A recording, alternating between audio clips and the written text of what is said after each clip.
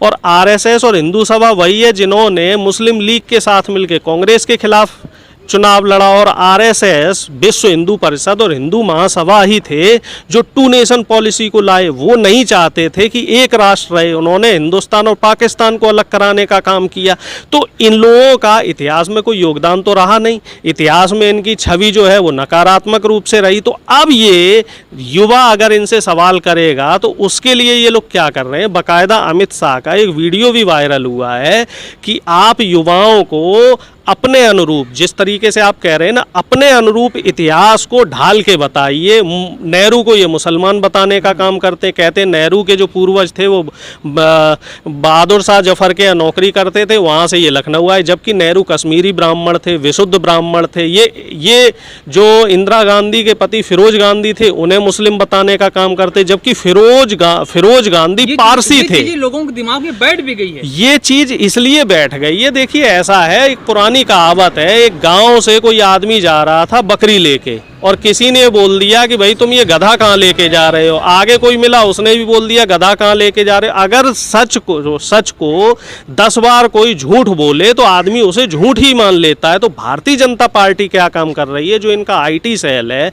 IT cell में इस समय 50,000 से ज़्यादा लोग काम कर रहे हैं और इनके 1 लाख से ज़्यादा व्हाट्सएप ग्रुप है, और ये उसी झूठ को 100 बार आपके सामने परोसते हैं। अगर आप किसी झूठ को 100 बार किसी के सामने परोसेंगे तो वो आपको सच ही लगने लगेगा।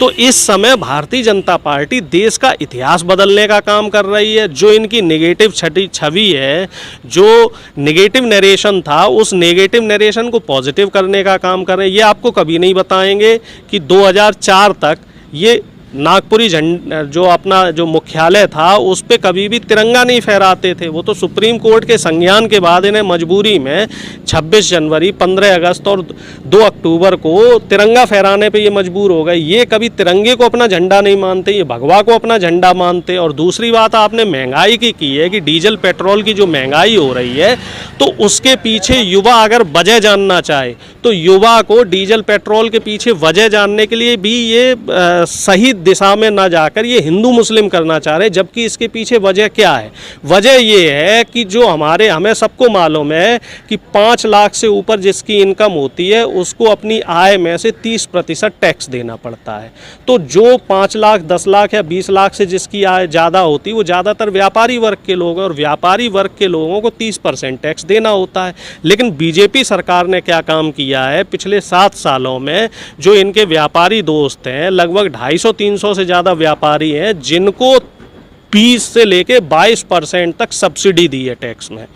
तो इस सब्सिडी देने से क्या हुआ है कि सरकारी खजाना खाली हो गया। अब इस सरकारी खजाने को भरने के लिए इन्होंने डीजल और पेट्रोल में लगातार टैक्स बढ़ाया है, उत्पादन शुल्क बढ़ाया है, और पिछले 5 साल में इसी डीजल पेट्रोल से सरकारी खजाने में 12 लाख करोड़ रुपया इकट्ठा किया जा चुका है। आप अंदाज़ा लगाइए 12 लाख करोड़ रुपए कितनी बड़ी रकम होती है, और ये रकम कहाँ से आई है।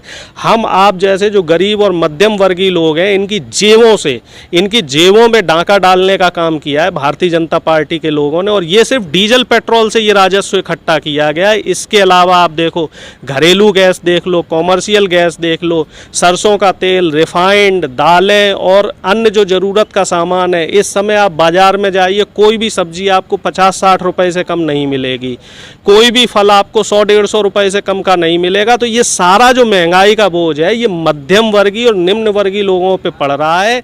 इससे इनकी जो आर्थिक स्थिति है वो खराब